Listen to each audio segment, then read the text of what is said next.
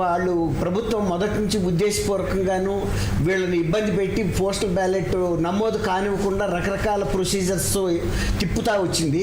అది వాళ్ళే అర్థం చేసుకున్నారు. ఎంప్లాయీస్ అర్థం చేసుకుని వాళ్ళు రాష్ట్ర ఎన్నికల అధికారికి, ప్రధానాధికారికి, కేంద్ర ఎన్నికల సంఘానికి కూడా దృష్టికి తీసుకెళ్లారు. మమ్మల్ని రకరకాల ఇబ్బందులు పెట్టి మమ్మల్ని డిలే చేసి టైం ల్యాప్స్ చేయాలి, ఆ టైం గడువు ముగిసిపోయేటట్టు చేయాలని చూశారు. కాబట్టి వాళ్ళు ఉద్దేశపూర్వకంగా ప్రభుత్వం చేసింది కాబట్టి వాళ్ళ ఇంకొక సాయంత్రానికి వాళ్ళే చెప్తారు, ప్రభుత్వ ఉద్యోగులే చెబుతారు ఇక్కడ ఏం మతలబు జరిగింది అనేది. ఎందుకంటే వాళ్ళ మెంబర్స్ ఎవరు అబ్జర్వ్ చేస్తే కనుక కుప్పంలో చంద్రబాబు నాయుడు పోటీ చేసిన దాంట్లో హైయెస్ట్ మెజారిటీ వచ్చింది పోస్టల్ బ్యాలెట్ లో, మిగతా చోట్ల అంత రాలేదు. అంటే దీన్ని బట్టి వన్ సైడ్ లేరు ఉద్యోగులు అనేది సంకేతం అట్లా అనుకోవటానికి లేదండి. 95% ఉద్యోగులు యాంటీ ఎస్టాబ్లిష్మెంట్ ఉన్నారండి, అందులో సందేహం లేదు. తర్వాత అదే ఇప్పుడు యాంటీ ఎస్టాబ్లిష్మెంట్ ఉన్నారు అనుకున్నప్పుడు ప్యారలల్ గా మెజారిటీలు రావాలి కదా. ఒక కుప్పంలో మాత్రం హైయెస్ట్ మెజారిటీ వచ్చి మిగతా చోట్ల అంత మెజారిటీ లేవు. అంటే చీఫ్ మినిస్టర్ అవుతాడు కాబట్టి చంద్రబాబు నాయుడు గారు మనందరం ఇంకా కన్సాలిడేటెడ్గా చేయాలి, సాలిడారిటీ చెప్పాలి అనుకున్న ఫీల్ కనపడతా ఉంది. అందులోనూ వీళ్ళు కుప్పం ఓడిస్తామని ఒక కంకణం కట్టుకున్నారు కదా వైఎస్ఆర్సీపీ వాళ్ళు. మీరు ఎలా ఓడిస్తారు మేమందరం ఉండగానే ఒక పట్టుదలకి. ఇంకా కుమార్ గారు, బ్రేకింగ్ న్యూస్ చూస్తున్నాం. ఉండి అసెంబ్లీ నియోజకవర్గంలో రఘురామకృష్ణరాజు గారు టీడీపీ అభ్యర్థిగా బరిలో దిగిన నేపథ్యంలో ఆయన 2 రౌండ్లు పూర్తయిన నేపథ్యంలో 2 రౌండ్లలో కూడా ముందంజలో కొనసాగుతూ ఉన్నారు. అలాగే జనసేన అభ్యర్థి గ్రంథి శ్రీనివాస్ మీద ఆయన ఆధిక్యతని క్లియర్గా కొనసాగిస్తూ ఉన్నారు. ఓవరాల్గా చూస్తున్నట్లయితే ఇప్పటి వరకు ఆంధ్రప్రదేశ్లో 20 స్థానాల్లో టీడీపీ అభ్యర్థులు లీడ్లో ఉన్నారు. 4 స్థానాల్లో మాత్రమే వైసీపీ అభ్యర్థులు లీడ్లో ఉన్నారు.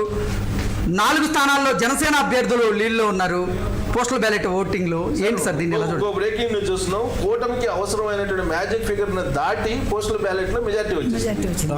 అంటే ఆల్మోస్ట్ 130 స్థానాల్లో కూటమికి, తెలుగుదేశం పార్టీ కూటమికి మెజారిటీ వచ్చింది. సో ఈ వేవ్ కంటిన్యూ అయ్యే పరిస్థితులు కనిపిస్తున్నాయి.